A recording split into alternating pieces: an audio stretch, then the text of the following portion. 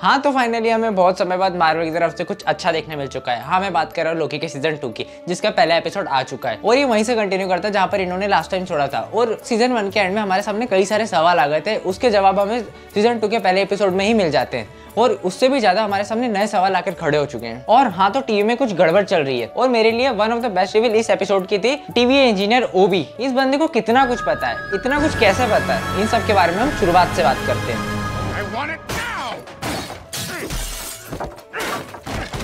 हाँ तो एपिसोड 1 उसी क्लिफहैंगर से स्टार्ट होता है जहाँ पर हमें छोड़ा गया था। सिल्वी ने लोकी को टाइम डोर में धक्का देकर एक अलग टीवी में भेज दिया जहाँ पर हर जगह ही हू रिमेन्स की इमेजिनरी स्टैचूज है और मॉर्बियस भी है जो कि लोकी को पहचान नहीं रहा था। और सरप्राइजिंगली लोकी को ये सारे सवालों के जवाब बहुत जल्दी मिल जाते हैं और क्योंकि लोकी पास वाले टीवी में गया था और अभी तक मॉर्बियस लोकी से मिला ही नहीं तो वो लोकी को कैसे पहचानेगा। और टीवी का जो विजुअल चेंज है वो अभी भी मिस्ट्री ही है और लोकी अभी भी टाइम स्लीपिंग से जूझ रहा है, जैसा कि हमने ट्रेलर में देखा था वो यहाँ पर कंटिन्यू होगी। और जैसा कि इसका नाम ही टाइम स्लीपिंग है, लोकी टाइम में पास्ट, प्रेजेंट और फ्यूचर में सडनली स्लिप कर जाता है। इस प्रॉब्लम को इन्होंने मिलकर फिक्स कर दिया था, मगर समय ही बताएगा ये प्रॉब्लम अभी तक सॉल्व हुई है या नहीं। और सीजन 1 का सबसे बड़ा प्लॉट ट्विस्ट था कि टाइम कीपर्स नहीं है बल्कि ही हू रिमेन्स ही सब कुछ कंट्रोल कर रहा है टाइम के एंड से। और ये सीजन 2 में हमें पता लगा कि हमेशा से ऐसा नहीं है। जब लोकी टाइम में पास में ट्रैवल करता है तब सारी स्टैचूज ही हू रिमेन्स से रिप्लेस थी।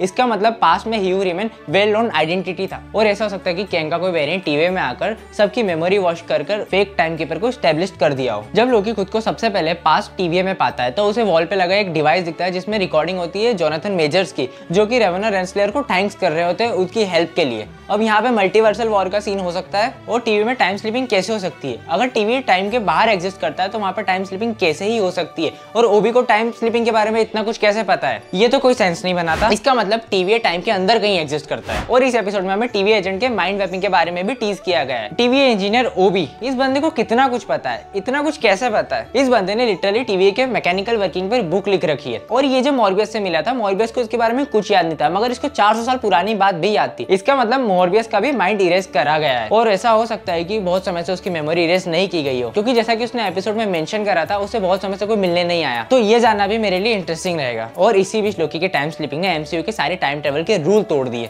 चलो इसको मैं थोड़ा डिटेल में समझाता हूँ तुम्हें। जब हमें एंड गेम में टाइम ट्रेवल का कॉन्सेप्ट समझाया गया था तब कैसा था कि अगर कोई टाइम में ट्रैवल करता है और अगर वहाँ पे कुछ चेंज कर देता है तो वहाँ से एक न्यू टाइमलाइन क्रिएट हो जाती है, ना कि जो टाइम ट्रेवलर है उसके फ्यूचर पे इफेक्ट पड़ता है। इसको ही गॉडफादर पैराडॉक्स बोलते हैं और एमसीयू इसी को अवॉइड करने की कोशिश कर रहा था, मगर लोकी में ये सब चेंज हो चुका है। हाँ तो मैं इसको थोड़ा डिटेल में समझा देता हूँ। मान लो तुमने ज्यादा ही पाप करे और तुम खुद को मारना चाहते हो, तुम प्रेजेंट से पास्ट में गए खुद को मारने और तुमने खुद को मार दिया। तो क्योंकि तुम प्रेजेंट में अब हो ही नहीं तो तुमने खुद को मारा कैसे? ये लूप चलता रहता है और इसी को बोलते हैं ग्रैंडफादर पैराडॉक्स। नाम पर नहीं जाएंगे, हमने टर्म्स चेंज कर दिया हमारे हिसाब से। हाँ तो लोकी की बात करते हैं।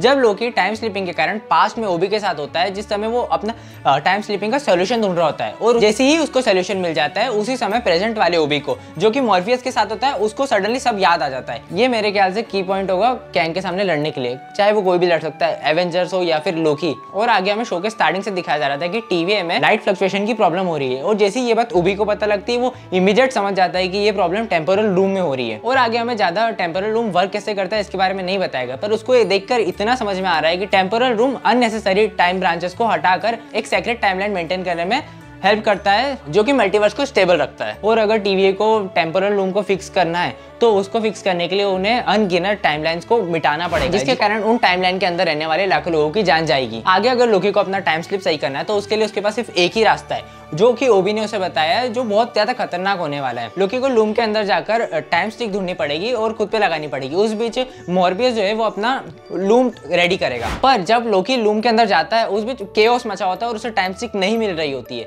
उसी समय एक टेलीफोन है वो अजीब तरीके से बज रहा होता है, बहुत मिस्टीरियस तरीके से बज रहा होता है। और जैसे ही लोकी उसके पास जाता है वहां पर लिफ्ट का डोर खुलता है और हमें सिल्वी देखने मिलती है। और वैसे ही उसी समय कोई पीछे से लोकी पर टाइम स्टिक से हमला कर देता है। और फर्स्ट एपिसोड के एंड में हमें एक मिड क्रेडिट सीन भी देखने मिलता है जिसमें सिल्वी 1982 में ब्रॉक्सटन में आती है। जिस तरीके से वो आती है उसे देख के लग रहा था वो जगह उन्होंने खुद तो नहीं चुनी होगी। और जिस तरीके से ये एपिसोड एंड होता है वो मुझे बहुत अच्छा लगा। और अगर तुम्हें आगे भी इस तरीके से एक्सप्लेनेशन वीडियो चाहिए तो तुम्हें कमेंट में बता देना, वरना हम इसके बाद ऐसी वीडियो नहीं बनाने वाले हैं।